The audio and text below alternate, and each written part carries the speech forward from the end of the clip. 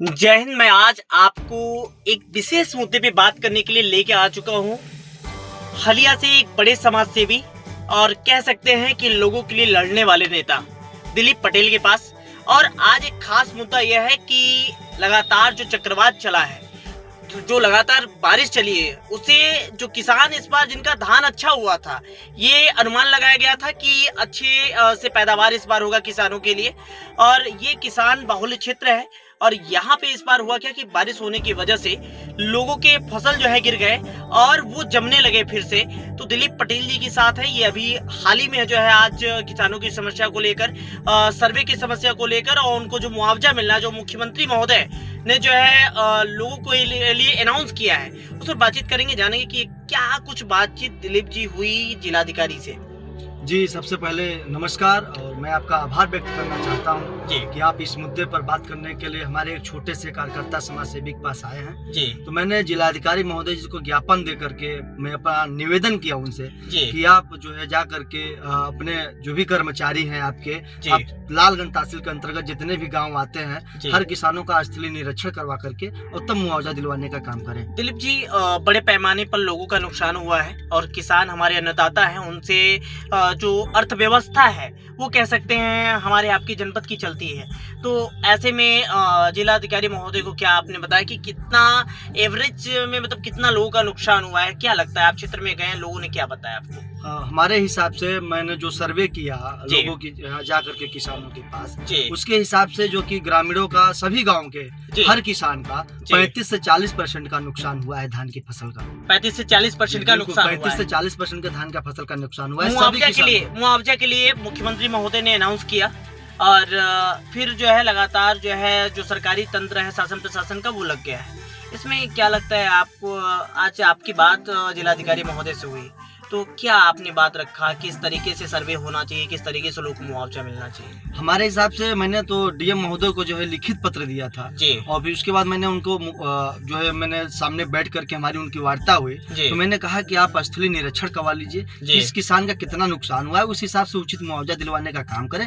और मैंने तो एक बात और कहा डीएम महोदय से कि अगर कहीं पराली जलती है तो आपको विभाग को पता चल जाता है, लेकिन किसान का इतना नुकसान हुआ, आपको अभी तक आंकड़ा नहीं मिल पाया कि कौन से किसान का कितना नुकसान हुआ है। उन्होंने कहा कि मैंने ठीक है, मैं इसका स्थलीय निरीक्षण करवा करके उसके बाद ही मुआवजा दिलवाने का काम करूंगा। शासन स्तर पे जितना भी हो सकेगा मैं पूरा सहयोग करूंगा, किसानों के साथ हूँ। एक समस्या और है दिलीप जी की लगातार किसानों को समस्याएं हो रही हैं।